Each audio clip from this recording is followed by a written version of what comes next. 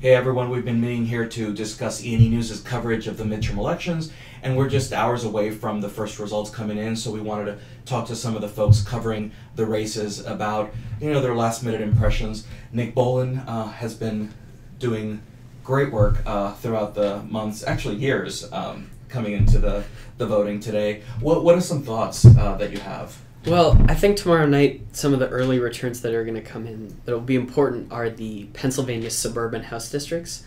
Scott Perry and Brian Fitzpatrick are two House Republicans that have endangered and have been pretty significant Democratic targets this fall. And if they go down early in the night, I think that'll be a good bellwether that it'll be a good night for the blue team.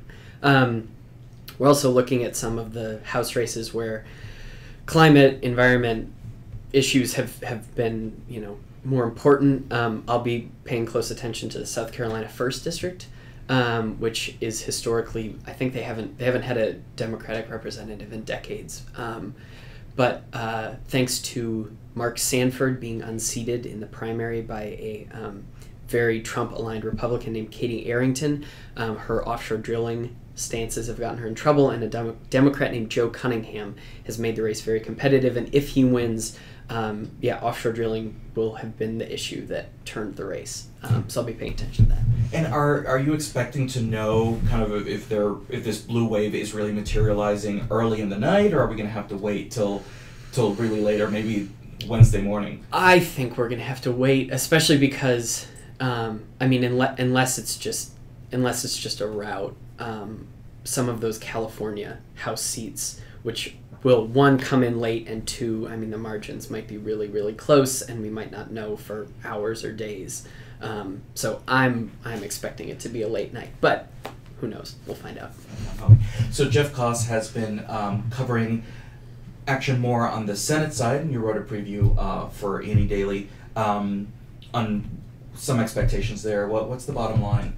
Well, I think the conventional wisdom right now, and has been for some time, is that the Republicans are going to maintain control of the Senate, probably have a slim majority. Now, what the final majority is unclear, but we'll be looking for all the red state Democrats, Heidi Heitkamp in North Dakota, Joe Donnelly in Indiana, Joe Manchin in West Virginia, Claire McCaskill in Missouri, to see how they do. Now, there's a chance that there's a couple of other races that really, if they were to go Democrats' way, they could really even take the Senate. Looking at Tennessee, where Phil Bredesen has been polling pretty strongly against Marsha Blackburn, although the recent averages that I saw shows her up by a few points. There's also Texas, of course, with Beto O'Rourke, who's become its political rock star. Now, whether or not that translates into actually votes on the ground by Texans who can vote, it remains to be seen. But I think it's notable that he hasn't taken the lead in almost any of the polls. He's got a lot of attention, but is it going to mean anything at the end of the day when it comes to the vote counting? I don't know. Also, Arizona, Kyrsten Sinema is slightly ahead of Martha McSally right now, and that would be really notable because Jeff Flake and John McCain have been sort of the independent Republican senators there for many years, so the possibility of a Democrat taking that is pretty significant as well. And Robin Bravender, you've been really focused on the oversight that Democrats are likely to conduct if they take over, particularly in the House. What are some thoughts going into the results coming in soon? If Democrats win the House, the heads of President Trump's agencies are going to spend a lot of time on Capitol Hill. We saw that in 2010 when House Republicans took back over. I think then EPA's Lisa Jackson was up there in February and was a frequent witness on Capitol Hill that year. So we're going to see Andrew Wheeler from EPA. We're going to see Ryan Zinke up on the Hill quite a bit. Rick Perry will probably be up there too, although the hostility towards his energy policies doesn't seem to be quite as intense as it is toward Wheeler and Zinke from the Democrats. But it'll be busy up there. Are we expecting more of a focus on Zinke? It seemed that there was so much of a focus on Scott Pruitt at EPA. Yeah.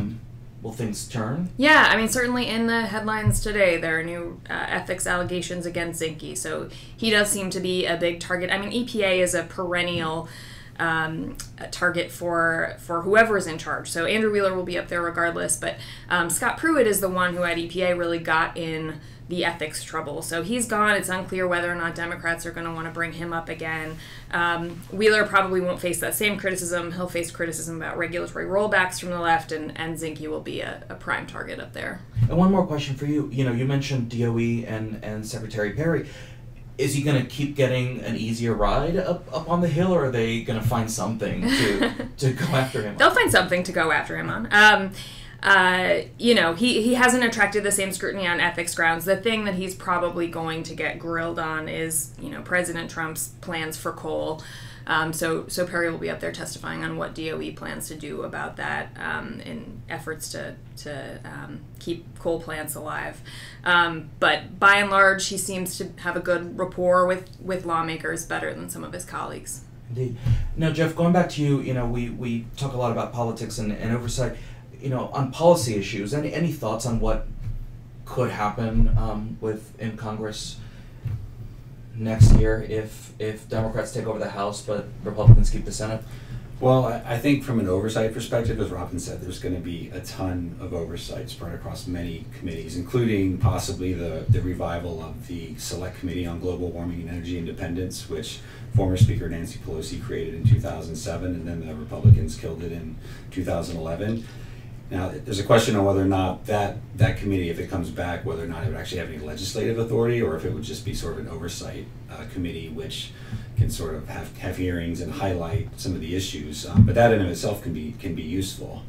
The Energy and Commerce Committee, I think, is going to have its hands pretty full because their jurisdiction includes healthcare and a lot of other things. So some of that work could be shifted over there. And then, of course, the Natural Resources Committee is going to have plenty of stuff to look at the Interior Department as well. I think it's a little early to say what could happen legislatively, but I think one area that I know House Democrats have been looking at as a possible area of cooperation is infrastructure, because President Trump wanted to spend $1 trillion on infrastructure, and I think at the end of the day, the only thing they're going to get out of this Congress is the Water Resources Development Act, which is a smaller piece of that, but that passed with broad bipartisan support.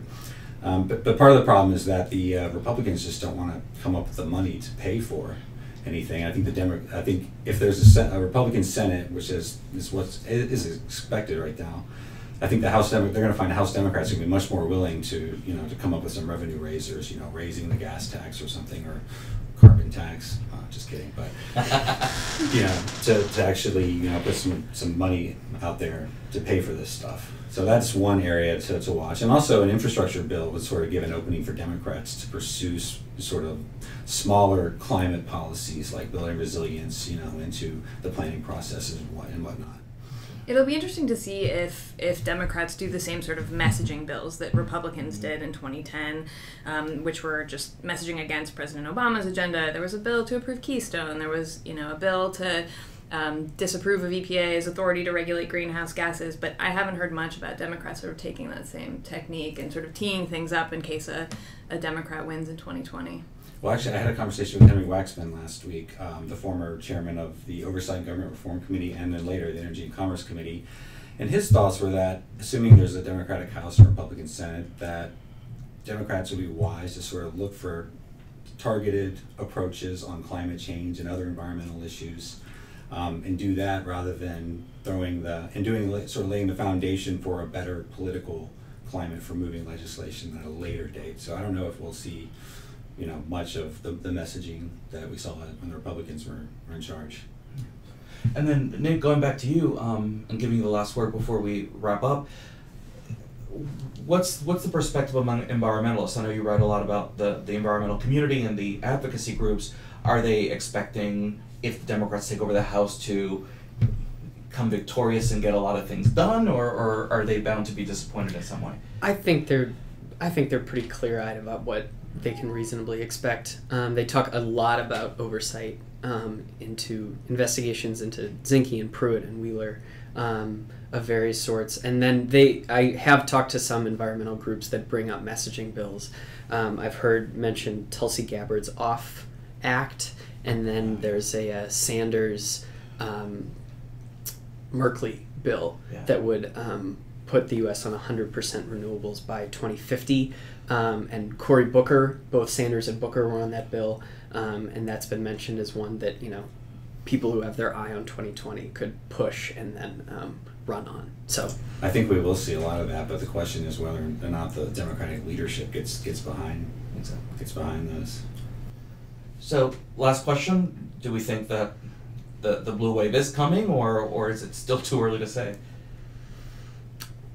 If I had to guess, I would say yes. I don't think it'll be a big margin, but yes.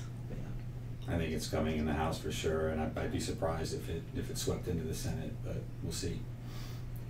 I'm not counting on Democrats taking the House yet. We'll see. Interesting, we'll see.